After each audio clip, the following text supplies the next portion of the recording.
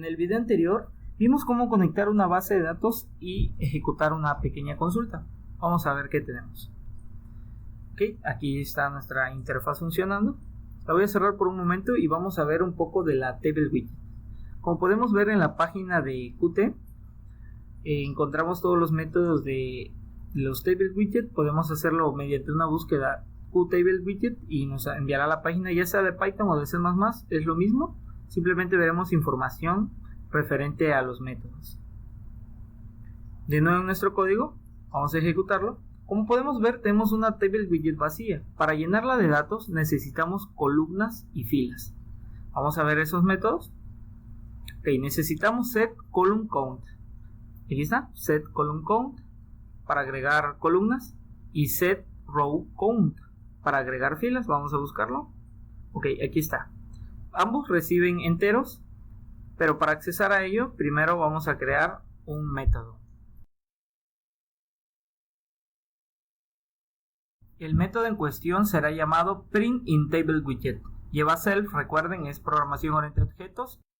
Como segundo parámetro vamos a crear la variable llamada result. Va a ser de tipo list porque vamos a recibir una lista de acuerdo al resultado que nos dé la base de datos.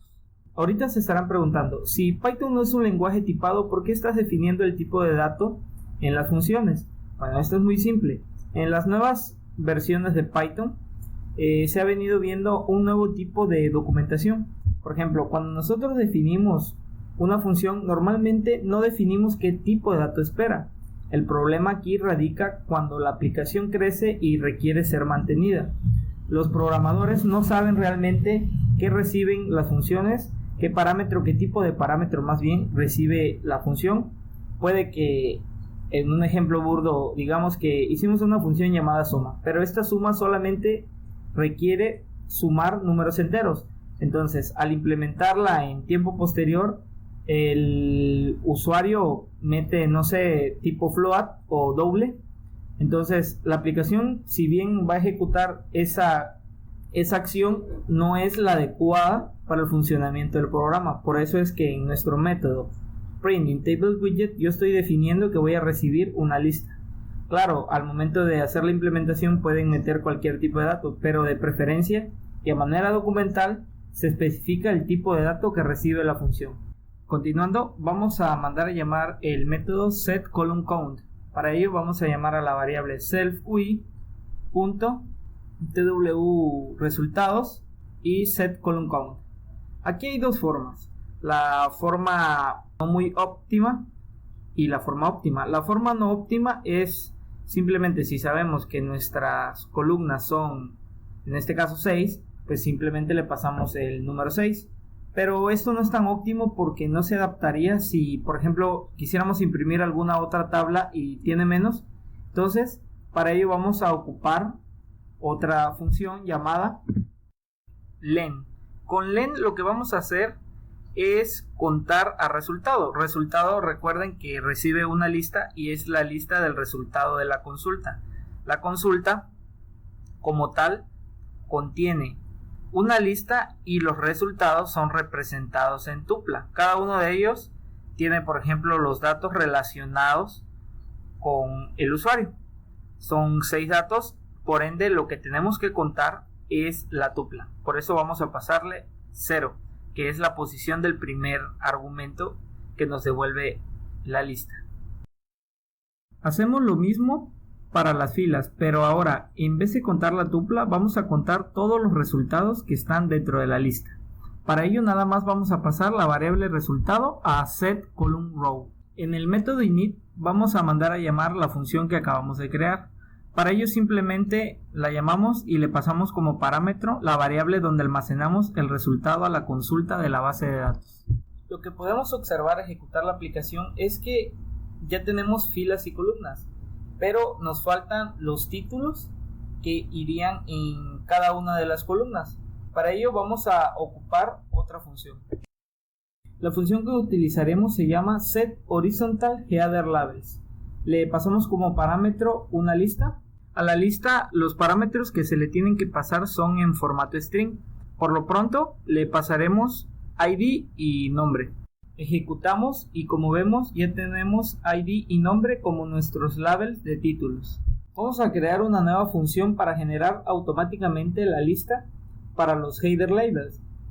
Hace rato lo pusimos de manera manual, pero ahora vamos a hacerlo por medio de una consulta a la base de datos donde nos retornará el nombre de cada uno de los campos para así crear la lista de los header labels y pasárselo a la función a la table widget.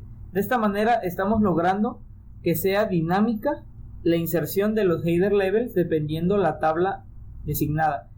Bueno, la función va a recibir como parámetro el nombre de la tabla para así ejecutar la función. A medida que vayamos avanzando voy a ir explicando cada parte de esta pequeña función. Primeramente creamos una variable llamada labels. En ella se almacenará el resultado de la consulta. Para ejecutar una consulta, recuerden que es por medio del método runQuery. Lo mandamos a llamar y le vamos a pasar los siguientes parámetros. La consulta irá de la siguiente forma: select name from pragma table info. Con el select from pragma table lo que obtenemos es específicamente el nombre del campo de la tabla a la que hacemos referencia. Como segundo parámetro vamos a pasar una tupla con el nombre de la tabla. Como pueden ver, en el método runQuery recibimos un parámetro en forma de tupla y por eso mismo pusimos un signo de interrogación en la consulta para determinar que ese espacio va a ser rellenado con un parámetro. El parámetro en cuestión va a ser el nombre de la tabla, en este caso table, y nada más, y una coma porque no puede haber un solo dato en la tupla. Vamos a retornar una lista.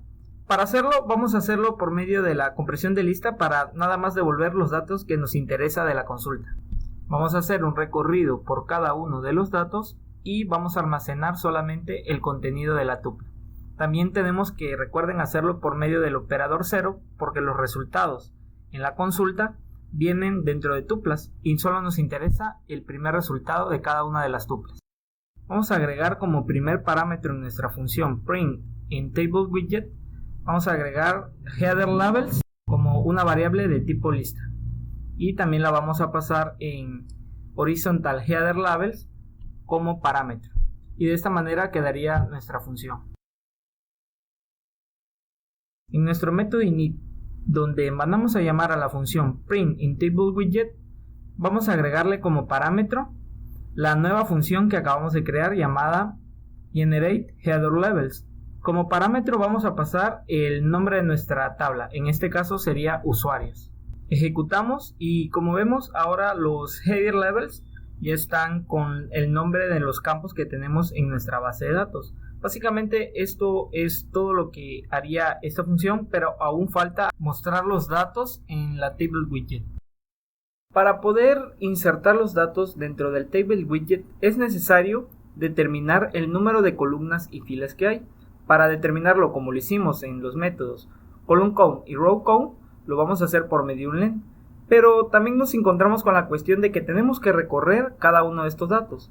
Para esto lo vamos a hacer por medio de dos for, un for para las filas y un for para las columnas. Bien, ahora necesitamos saber cómo insertar datos. Vamos a buscar el método llamado setItem, aquí está. El setItem recibe una fila, o sea una row, y también recibe una columna de tipo entero y también ocupa un tipo de dato llamado QTableItem. Ese lo vamos a importar, lo vamos a copiar. Ok, vamos a importarlo. Vamos a importar inmediatamente de dialog. Ok, listo. Ahora vamos de nuevo al código. Debajo del segundo for vamos a mandar a llamar a setItem. Vamos a escribir self.ui.tw registros.setItem. Vamos a pasarle dos parámetros, row y column respectivamente. Son los datos que extraemos desde los for, son las posiciones básicamente. También vamos a pasarle un tercer parámetro llamado QTableWidgetItem y vamos a pasarle un str. Dentro de la conversión de str vamos a pasar nuestra variable result, cuyos índices serán row y column. Ejecutamos la interfaz. Como podemos ver, nos ha impreso todos los registros de la base de datos. Voy a cerrarlo. Podemos insertar más datos con dbbrowser para probar el funcionamiento. Claro que va a funcionar. Entonces, hoy vimos cómo insertar datos a nuestro table widget. En el siguiente video veremos los demás procesos, vamos a agregar registros y que se muestren sobre el Table Widget. Esto ha sido todo por este capítulo, nos vemos en el siguiente episodio.